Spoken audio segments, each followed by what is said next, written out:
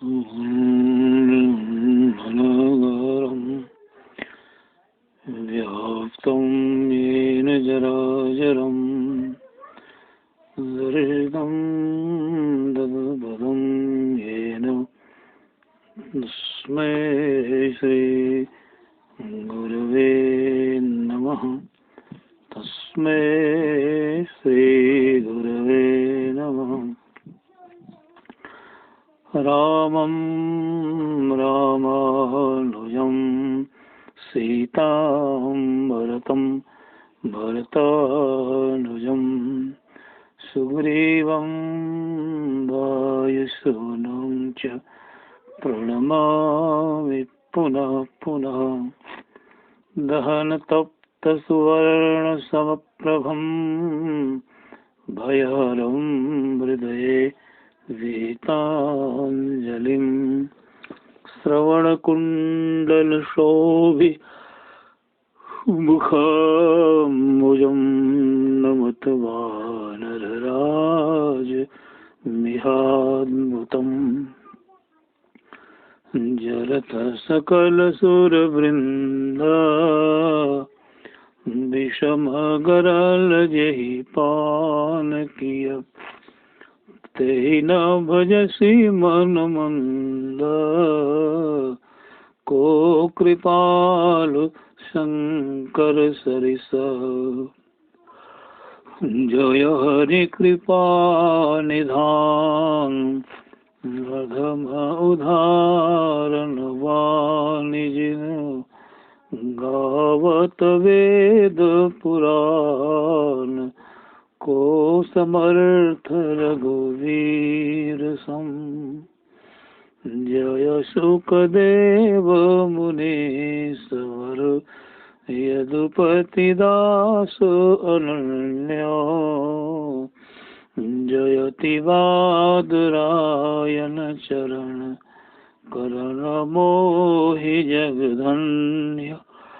प्रभु पद पोतहि पाय अगमाथा भवाम्बुनिधि मोसम पतित निकाय। तरन चहत गोपद सरिस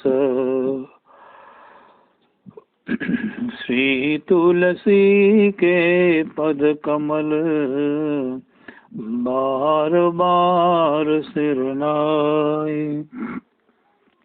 श्री रामचरित मानस विमल कथा कहो जित चाय सिया मर रामचंद्र की जय।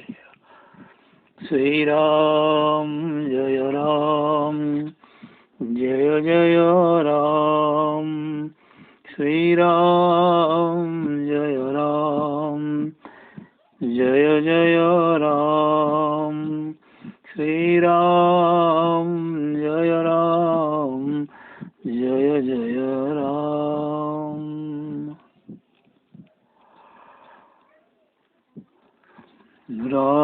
रामचरित मानस यही नामा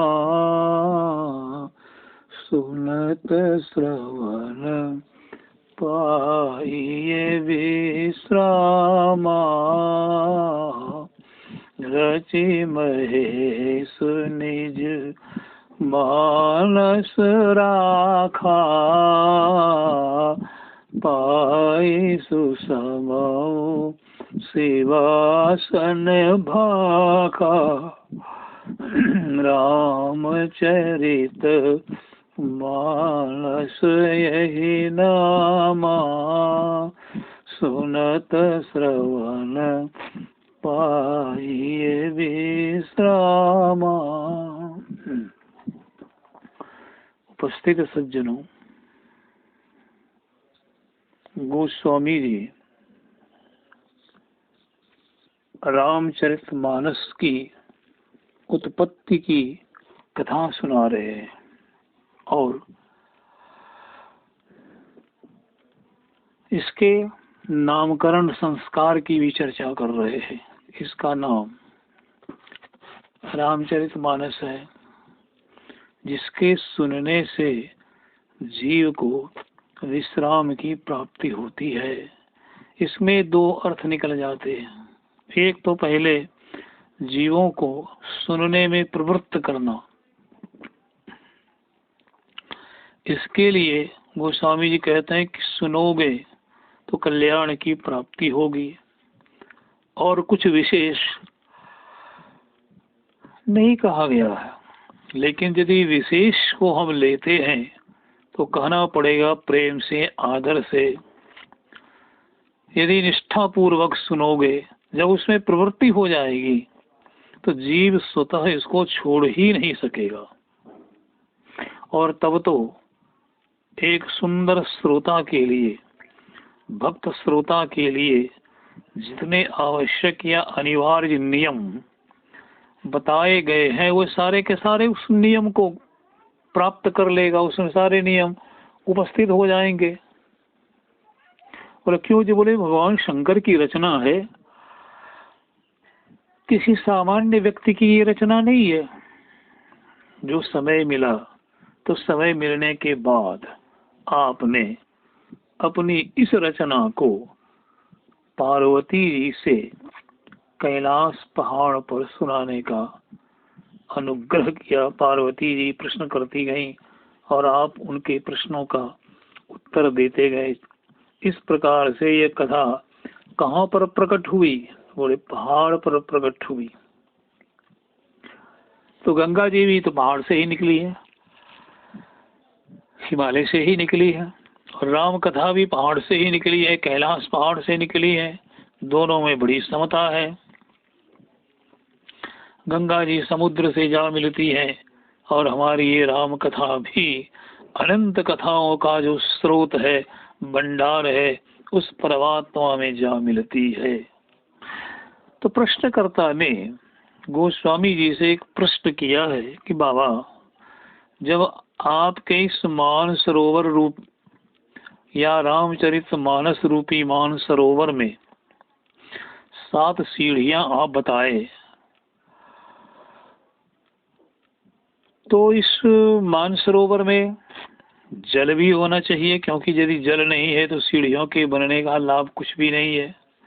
सीढ़ियों को बनाओ तो यह व्यर्थ का परिश्रम ही कहलाएगा। जब उसमें जल ही नहीं है तो सीढ़ियों से क्या लेना देना। गोस्वामी जी ने कहा हमारे इस तालाब में जल भी है। और गोस्वामी जी गिना लेने गए, देखो इसके अंदर में कितना बढ़िया जल है, जो जल कभी गंदला नहीं होता, जिस जल का स्वाद, गुण सब दिन एक जैसे बने होते हैं, कोई अंतर नहीं होता।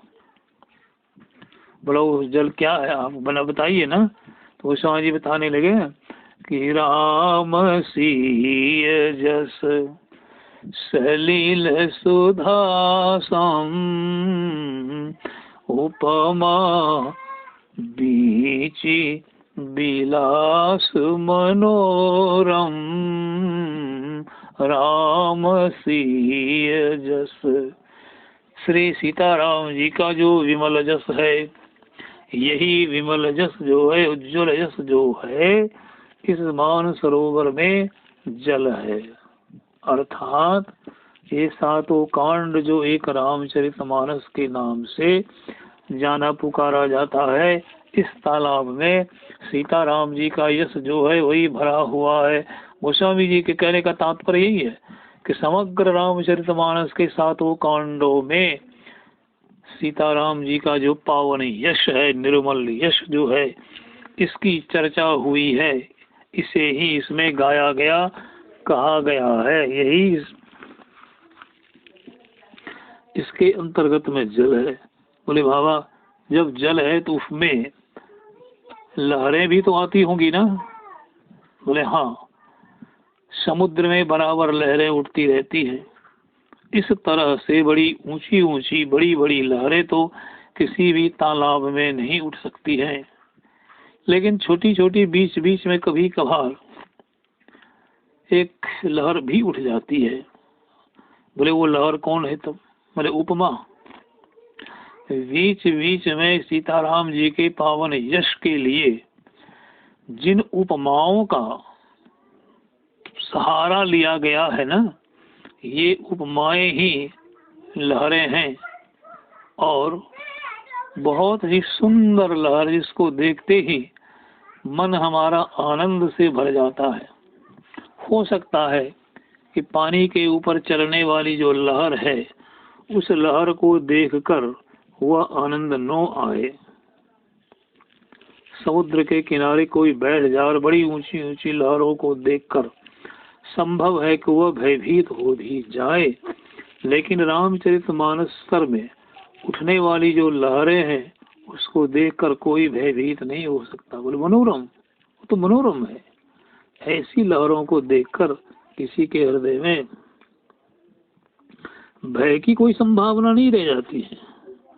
गोसाई जी कहते हैं कि देखो, इस सरोवर में माधुर्य और जो श्रृंगार है, दोनों ही एकत्रित हो गए हैं, और एकत्रित हो जाने के चलते बड़ा ही यह जो यल है, सीताराम जी का जो सुयस है, यह आह्लाद देने वाला है।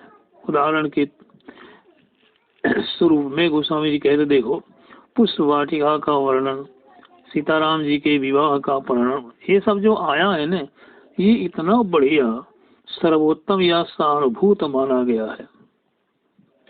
बालकांड को जब गोस्वामी जी ने समाप्त किया, तो आपने लिखा कि बालकांड का महत्व क्या है, बालकांड की विशिष्टता क्या है। आप लिखते हैं कि सीताराम जी का जो यह पावन यश है, कौन पावन यश? बोले विवाह का। इसको जो गाएगा सुनेगा तिनका सदा उत्साह, ऐसे व्यक्ति के आनंद ही आनंद से बीतेगा समय, उसके यहाँ सदैव उत्साह ही उत्साह होगा, क्योंकि सीताराम जी का यश ही मंगल का घर है। ये बालकांड का महत्व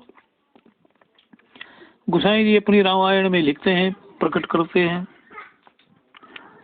और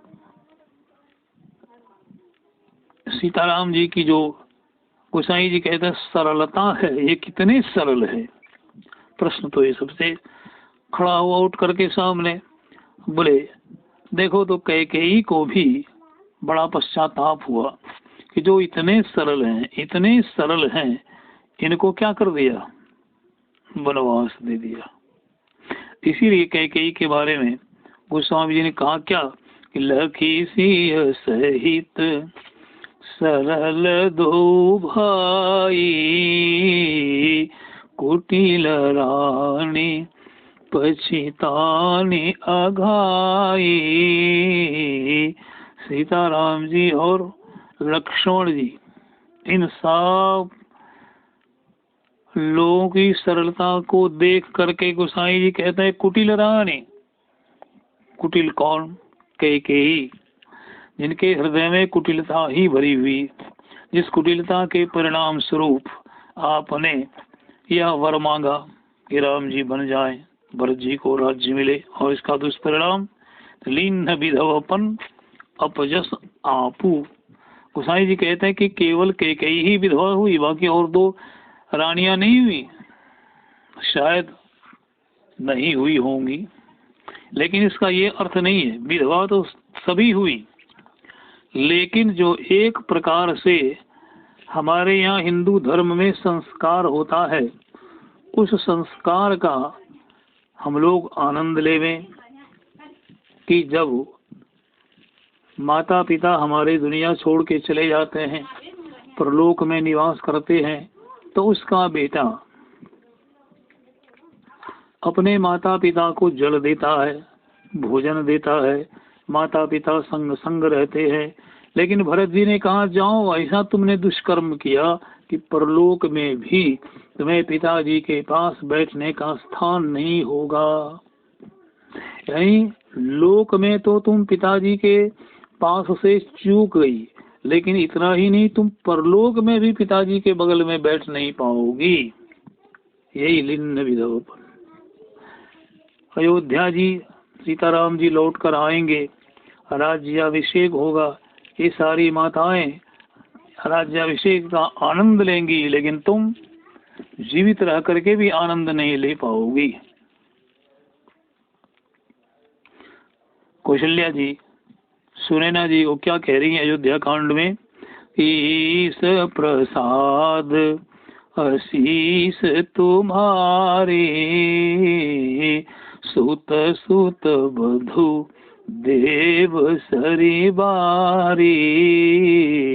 हे सुनैना जी, भगवान की कृपा और आपके आशीर्वाद से मेरा पुत्र और मेरी पुत्र वधु दोनों किस प्रकार है?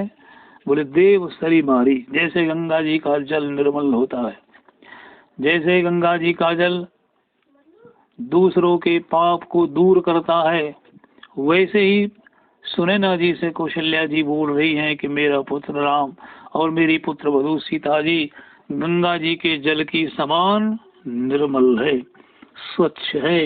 इन लोगों के पावन चरित्र में, यश में किसी तरह का कोई कलंक नहीं है, कोई कालिमा नहीं है। इसीलिए गोस्वामी जी ने कहा सिय राम जस शरीर सदासम। और भी कुछ उदाहरण हम देख सकते हैं जो गोस्वामी जी ने अपने रामचरितमानस में इन उदाहरणों के द्वारा सीताराम जी के चरित्र को पुष्ट करने का प्रमाण देते हुए कहा है ना। आरण्य कांड में हम देखें, आइए। एक बार चुने कुसुम सुहाए, यहाँ से प्रारंभ होकर के चला है रघुपति चित्रकूट बसिनाना, चरित किए श्रुति सुधा समाना। बोले बाबा देखो, एक बार चुनी कुसुम सुहाए, निज कर भूषण राम बनाए। एक बार की बात है कि भगवान राम फूलों को चुनते हैं और चुनने के बाद आप क्या करते हैं? एक माला बनाते हैं और माला बना करके सीता जी की पूजा कर रहे हैं। रामचरितमानस के जो विशिष्ट मर्मज्ञ लोग हैं उन्होंने कहा है कि भगवान के द्वारे ये शक्ति की पूजा हो रही है। क्यों जी? बोले रावण शक्ति का भक्त है और शक्ति का भक्त होने के कारण रावण की सदैव रक्षा शक्ति स्वरूपा दुर्गा जी करती हैं। आज रावण पर विजय प्राप्त करने का राम जी का यह अभियान है, तो संतों के निर्देशानुसार भगवान राम भी शक्ति की पूजा करते हैं, अथवा कहा जाए अपनी पत्नी की ही पूजा इसी रूप में करते हैं। वहाँ पत्नी ना होकर के आप उनकी आराधनिया बन गई हैं और आराधक बन करके राम अपनी आराधनीय शक्ति की ही, या कहें तो षोडशी पूजन, इसी को हमारे यहाँ कहा जाता है कि भगवान राम के द्वारा षोडशी पूजन हो रहा है और सीता जी के माध्यम से भगवान राम को लंका विजय का और मिलेगा। एक दूसरा जो है, कहा जा रहा है कि भगवान श्री राम ने 99 रास लीलाएं रामचरित्र अर्थात जब तक वो रामावतार के रूप में रहे तब तक 99 रास लीलाओं का आपने पूर्ण रूप से संपादन कर डाला है और 100वीं रास लीला उनकी दंडकारण्य में चल रही है। अब 100वीं रास लीला जब दंडकारण्य में चल रही है तब वहाँ पर जयंत जो है वो आ जाता है, इंद्र का बेटा, सुरपति सुत धरी बायस वेशा, 60 चाहत रघुपति बल देखा, और उसने सीता चरण चोंच हाथी भागा। अब उसने क्या किया नहीं किया इतना स्पष्ट रूप से गोस्वामी जी नहीं लिखे। उन्होंने कहा सीता चरण, सीता जी के चरण में चोंच को मार के वो भाग गया, लेकिन महर्षि वाल्मीकि स्पष्ट रूप से लिख दिए कि सीता जी को उसने चोंच कहाँ मारी है। भगवान श्री राम ने बहते हुए रक्त को देखा जो उनकी पीठ से जा लगा है, क्योंकि आप उस समय में भगवान सीता जी की गोद में मस्तक रख करके सोए हुए हैं और जब सीता जी दिखलाती हैं तो रामभद्र के सामने एक वृक्ष पर हुआ कौवा बैठा है जिसकी चोंच में रक्त लगा हुआ है। लेकिन मानस में गोस्वामी जी ने बड़ी मर्यादा से काम किया। कहते हैं यही 100वीं रास लीला है जिसमें बाधा पड़ गई और यह उनकी लीला पूरी नहीं हो पाई। कहते हैं कि इसी रास लीला को पूर्ण करने के लिए कृष्ण अवतार में भगवान कृष्ण ने अपनी वंशी बजाई है और शत शत गोपियां वहां दौड़ कर आई हैं और उन गोपियों के साथ भगवान की रास लीला हुई है। और इस रास लीला में क्या ब्रज की सभी देवियां आ गई? प्रश्न उठता है। नहीं, जो कृतकृत्य हो चुकी हैं, जिनका संसार में अब आवागमन नहीं होगा, जिन्हें संसार में कोई कर्म अब करने की आवश्यकता नहीं है, जो कर्मतंत्र को तोड़ चुकी हैं, ऐसी ही जो गोपियां हैं जिनकी परीक्षा भगवान ने स्वयं चीर हरण लीला में ले ली है, यही सब गोपियां भगवान के इस वंशी वादन को सुन करके सारे काम धंधों को छोड़ करके, रोकने वालों ने रोका लेकिन वो लोग रुकी नहीं, भगवान के संग संग लीला में सम्मिलित होने पधारी हैं। और लीला वो क्या है? नृत्य, गीत और संगीत, इन्हीं तीनों का मिलन रास लीला में। यही तीनों बातें तो हुई है। नाच रही हैं गोपियां, गीत और संगीत, और कुछ नहीं। तो कहते हैं इस 100वीं रास लीला को पूर्ण करने के लिए भगवान कृष्ण के रूप में आकर के इसको पूरा कर रहे हैं। गोस्वामी जी वही कह रहे, देखो आरण्य कांड जो है, उस आरण्य कांड में सीताराम जी के पावन यश का उदाहरण मैं तुम्हें दे रहा हूँ। इस प्रकार से चित्रकूट में बसते हुए भगवान ने नाना प्रकार के, एक नहीं, यह तो एक चरित्र का तुम्हारे सामने मैंने व्याख्यान दिया है। चरित्र किए श्रुति सुधा समाना, भगवान ने कैसा चरित्र किया दी?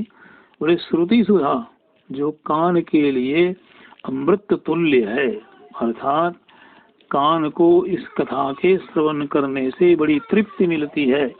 अरे कोई गाली सुनता है ना, तो सुनने के बाद वो आदमी क्रुद्ध हो जाता है। क्यों? तो उसका कान उत्तर दे देता है कि तुम अब इन गालियों को नहीं सुनो, इसके सुनने में कोई आनंद नहीं है। लेकिन जब भगवान की ऐसी मनोरम कथा जीव सुनता है ना, तो उसके आनंद का पता नहीं, था नहीं है। इसलिए कहता श्रुति सुधा समाना। इसको गोस्वामी जी ने गुप्त रहस्य कहा, इसको सारे लोगों के सामने प्रकट नहीं हो पाया। जयंत को जो भगवान ने दंड दिया, तो जयंत के इस कुकर्म का जो फल जयंत को भोगना पड़ा, इस चरित्र को सारे लोग जान नहीं पाए हैं। वो क्यों नहीं जान पाए जी? तो नारद जी कैसे जान गए? तो नारद जी ने तो उसको भागते हुए देखा है। नारद देखा विकल जयंता। जब नारद जी ने उसको देखा तब नारद जी ने पूछा, तो उसने कहा, करे मूढ़, ये तुमने क्या कर दिया? जिसका किंचित बल प्राप्त करके देवताओं को इतना बल मिलता है, उसी रघुनाथ जी के साथ तुमने ऐसा द्रोह कर दिया। जाओ जाओ, प्रभु के सामने जाओ और गिर करके तुम अपने अपराधों के लिए क्षमा याचना करो, भगवान तुम्हें अवश्य ही क्षमा प्रदान कर देंगे। तो इस प्रकार से बाकी कोई संसार के लोग जान ही नहीं पाए, इतना यह गुप्त रूप रहस्य घटित हुआ। अब देखें कि बालकांड में भी इस प्रकार के उदाहरण अवश्य मिल रहे हैं। पुष्प वाटिका वर्णन को हम देखें, चहुदिसी चितई पूछी मालीगण, लगे लेने दल फूल मुदित मन। चहुदिसी, इस शब्द खंड से ऐसा पता चलता है कि पुष्प वाटिका में पहले रघुनाथ जी का ही प्रवेश हुआ है। नहीं तो फिर ये पूछने का प्रश्न कहाँ से खड़ा हो गया? प्रश्न हुआ, ये पूछा किसको? तो पहले पूछा नहीं, पहले चहुदिसी चितई, पहले चारों ओर उन्होंने बड़े ध्यान से देखा है। प्रश्न हुआ कि भगवान तो फूल लेने के लिए आए हैं, उनके देखने का एक यह भी तो अर्थ हो सकता है, इस उद्यान में किधर अच्छे अच्छे फूल है इसलिए चौदिसी चितई, ये भी हो सकता है एक अर्थ। दूसरा तो अर्थ है विदित है ही कि चौदिसी चितई आपने चारों ओर देखा, क्या देखा है कि किशोरी जी अब तक पुष्प वाटिका में आई हैं या कि नहीं आई हैं।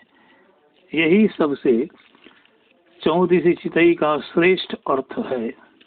और जब उन्होंने देखा नहीं आई हैं, तब आपने क्या किया, पूछे मालीगण, मालियों से पूछा है, आपकी मालकिन सुनने में आया है कि प्रत्येक दिन पुष्प चयन करने के लिए पुष्प वाटिका आती है, तो वे आज अब तक क्यों नहीं आई हैं।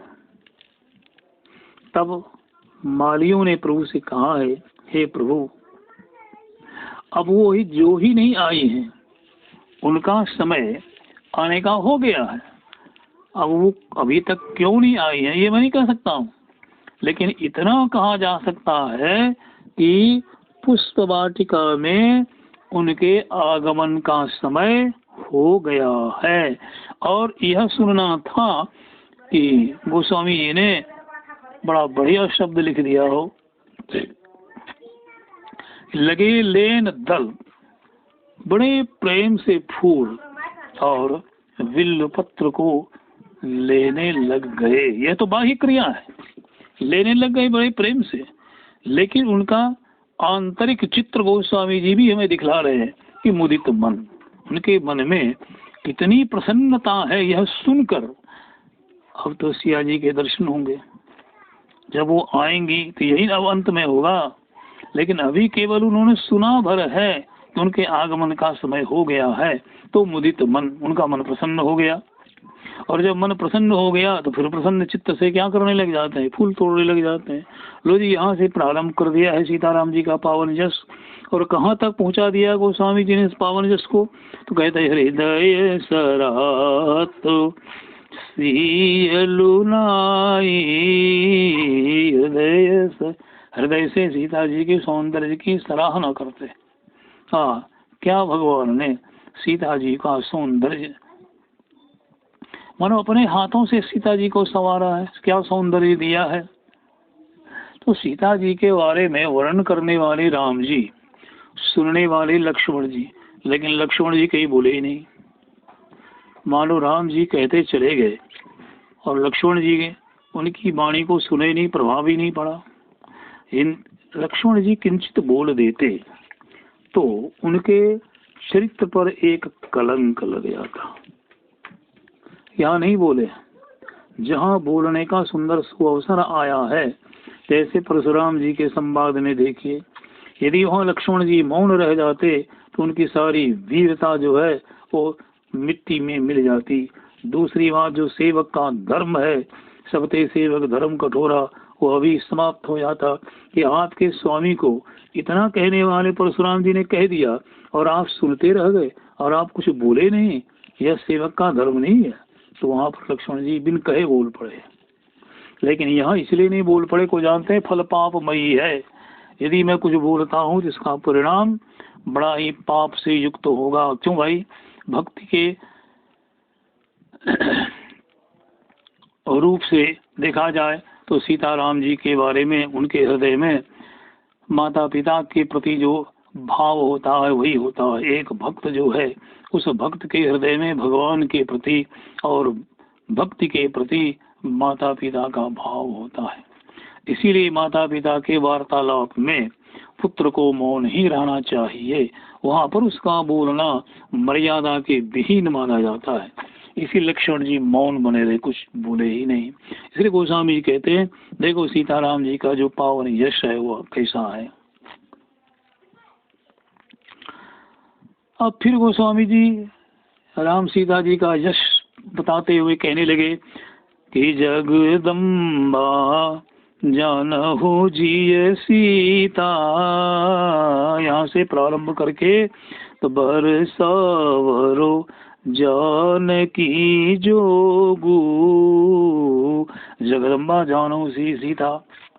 जो कुविचारी राजा लोग हैं, वो तो धनुष तोड़ने के लिए व्यग्र हो गए कि भाई धनुष तोड़ने के लिए हम आए हैं ना, यहाँ बैठ करके तो कोई दृश्य जो होगा, जो भी कुछ यहाँ दिखाया जाएगा उसको हम देखने तो नहीं आए हैं, कोई लीला देखने नहीं आए हैं, हम तो धनुष तोड़ने आए हैं। और धनुष तोड़ने से क्या मिलेगा? बोले सीता जी मिलेंगी। और क्या मिलेगा? बोले चारों संसार में चारों ओर एक यश फैलेगा, ये बड़ा भारी वीर है, इसने धनुष को तोड़ दिया, त्रिभुवन जय समेत भय देहि। तो ऐसे मूढ़ राजा लोग धनुष तोड़ने के लिए जा रहे हैं, लेकिन जो विवेकी है वो नहीं समझा रहे हैं। अरे धनुष तोड़ने आए, जानते हो बड़ा लाभ मिला यहाँ कर। क्या लाभ मिला जी? बोले जगत पिता रघुपति ही निहारी। एक तो लाभ ये मिला कि भगवान राम जगत के पिता हैं, इस जगत पिता को देखने का सुअवसर मिला। इससे बढ़िया और अवसर क्या मिलता? कहाँ मिलता? धनुष तोड़ने के बहाने ही तो मिला ना। तो हम लोग तो समझते हैं कि हमारे जीवन का सबसे बड़ा लाभ जो है वो मिल गया। और वही राजा लोग फिर कहते हैं कि जगदम्बा जानू। अरे मूढ़ राजाओं, जगदम्बा है, इन्हें प्रणाम करो। और तुम जगदम्बा से अपनी माँ से ही विवाह करना चाहते हो, यह कैसा तुम्हारा विवेक है? लेकिन क्या वो लोग ये सुन के मान गए? नहीं, सब के सब धनुष तोड़ने के लिए उतारू हो गए। क्या धनुष टूट गया? बड़े टूटना तो दूर रहा, उठा भी नहीं सके तो तोड़ेंगे क्या? उठा भी नहीं सके। डगई न शंभु सरासन कैसे। बोले महाराज धनुष को उठाने में भी ये सारे के सारे राजा लोग हार गए, धनुष उठा ही नहीं, पृथ्वी से एक तिल धनुष को उठा नहीं सके, ये दो धनुष क्या तोड़ेंगे? इसीलिए कहते हैं गोस्वामी जी बरसावरो जान की जोबू। अब वहाँ वाले लोग कह रहे हैं, मिथिला के नर नारी बोल रहे हैं कि बरसावरो, ये सांवला दुल्हा जो है ना, ये सांवला सलोना दुल्हा किसी और के लिए नहीं, ऐसा लगता है कि भगवान ने जानकी जी के लिए ही रचा है, जानकी जी के लिए ही इनको जन्म दिया है। ये सब वहाँ के लोग बोल रहे। तो ये सीताराम जी का पावन तेजस्वी है ना। इसीलिए हृदय विचारों धीर धरी सिय रघुबीर विवाह। विवेकी राजाओं ने कहा मूर्खो, हृदय में विचार करके धैर्य धारण करो। क्या विचार करेंगे भाई? बोले एक सिय रघुबीर विवाह, ये सीताराम जी का जो विवाह है यही सोच समझ कर करे, अपने हृदय में धैर्य धारण करो और बड़े आनंद से प्रभु के मंगल में विवाह का दर्शन करो, आनंद लो। इस प्रकार से भगवान की पावन यश रूपी जल का गोस्वामी जी इस प्रकार से वर्णन किए।